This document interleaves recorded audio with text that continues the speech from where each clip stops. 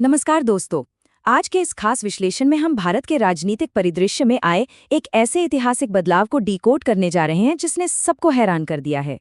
बिना किसी राजनीतिक पक्षपात के आज हम सिर्फ उन ठोस आंकड़ों और तथ्यों पर बात करेंगे जो इस नई सच्चाई को बयां करते हैं। हम देखेंगे कि कैसे रातों रात दशकों पुरानी राजनीतिक दीवारें ढह गई हैं और भारत का एक बिल्कुल नया राजनीतिक नक्शा उभरकर सामने आया है। तो चलिए सीधे मुद्दे पर आते हैं। जरा सोचिए, महज एक ही दिन में भारत का पूरा राजनीतिक नक्शा नए सिरे से बन गया। सच कहूं तो ये कोई अतिशयोक्ति नहीं है। हमारे सोर्सेस के मुताबिक इन चुनावी झटकों की जो स्पीड और स्केल है वो पूरी तरह से अभूतपूर्व है। दशकों से चले आ रहे मजबूत समीकरण महज 24 घंटों के भीतर बदल गए हैं। ये कोई साधारण सत्ता परिवर्तन नहीं है, ये एक गहरी जनसांख्यिकी और वैचारिक उथल-पुथल है। जिन राज्यों को सालों से किसी पार्टी विशेष का अभेद्य किला माना जाता था, वहां अब एक नई राजनीतिक ताकत ने अपनी जड़ें जमा ली हैं। आज के हमारे इस सफर में हम इन प्रमुख चुनावी रणक्षेत्रों का दौरा करेंगे।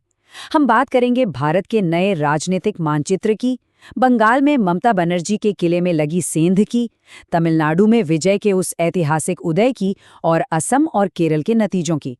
और आखिर में हम इस बड़े सवाल पर भी चर्चा करेंगे कि क्या क्षेत्रीय दल खत्म हो रहे हैं। शुरुआत करते हैं हमारे पहले पड़ाव से, भारत का नया राजनीतिक मानचित्र और इस भगवा लहर का असर। और ये बात पूरी स्थिति को बहुत ही शानदार तरीके से दर्शाती है। विश्लेषकों का मानना है कि जैसे जैसे ये भगवा लहर विपक्ष के उन गढ़ों को नष्ट कर रही है जो दशकों से अभेद्य माने जाते थे, वैसे वैसे ये 2029 के आम चुनावों के लिए अपनी संभावनाओं को और भी ज्यादा मजबूत कर रही है। भारतीय जनता पार्टी ने जिस तरह से पुराने वोट बैंकों को तोड़कर अपना विस्तार किया है, वो भविष्य की एक बहुत ही स्पष्ट रणनीति को दिखाता है। ये लहर अब सिर्फ उत्तर भारत की कहानी नहीं रही, बल्कि इसने उन क्षेत्रों में भी अपनी पैठ बना ली है जहां पहले इसका कोई खास नामो निशान नहीं था। अब चलते हैं पूरब की तरफ, बंगाल, ममता बनर्जी के किले में सेंध। और क्या इसे हम टीएमसी युग का अंत कह सकते हैं?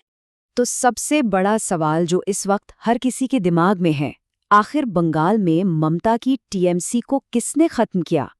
यही वो रहस्य है जिसे विश्लेषक सुलझाने में लगे हैं। दशकों तक वामपंथ और फिर टीएमसी के एक तरफा प्रभाव में रहा बंगाल आज एक अभूतपूर्व राजनीतिक भूकंप का गवाह बन रहा है। ऐसा क्या हुआ जिसने इतने मजबूत राजनीतिक ढांचे की नींव ही हिला दी? दशकों से ममता बनर्जी के पार्टी का ये राजनीतिक किला बिल्कुल अभेद्य माना जाता था। किसी को उम्मीद नहीं थी कि ये दीवार कभी गिरेगी, लेकिन आज की सच्चाई कुछ और है। मोदी के बीजेपी ने सफलतापूर्वक इस किले में एक बहुत बड़ी सेंध लगा दी है। डेटा साफ तौर पर शक्ति के इस ऐतिहासिक बदलाव की गवाही दे रहा है। ये अचानक हुआ कोई चमत्कार नहीं है, बल्कि वर्षों के जमीनी काम और स्थानीय असंतोष को एक बड़े चुनावी आंदोलन में बदलने का नतीजा है। अब यहाँ जो बात सबसे दिलचस्प है वो है ये सर फैक्टर। एक्सपर्ट्स इस बड़े उलटफेर के पीछे इसी साइलेंट, इनविजिबल और रूरल यानी मौन, अदृश्य और ग्रामीण मतदाताओं के वर्ग को मान रहे हैं। ये एक ऐसा अंडरकरंट था जिसने चुपचाप अपना काम किया और जिसे पारंपरिक सर्वे पकड़ने में पूरी तरह नाकाम रहे। अक्सर राजनीति में यही होता है, जो मतदाता शांत और अदृश्य होते हैं वही सबसे बड़ा राजनीतिक तूफान लेकर आते हैं। और बंगाल की पटक कथा इसी साइल फैक्टर ने लिखी है। चलिए अब रुक करते हैं दक्षिण भारत का, तमिलनाडु, जहां फिल्म स्टार विजय का ऐतिहासिक उदय हुआ है और दशकों पुराना राजनीतिक एकाधिकार टूट गया है। 50, ये नंबर बहुत मायने रखता है। ये कोई साधारण संख्या नहीं है। ये तमिलनाडु के उस स्थिर राजनैतिक एकाधिकार का प्रतीक है जहां पिछले 50 सालों से सत्ता सिर्फ और सिर्फ 2 प्रमुख द्रविड़ पार्टियों के बीच ही घूमती रही है।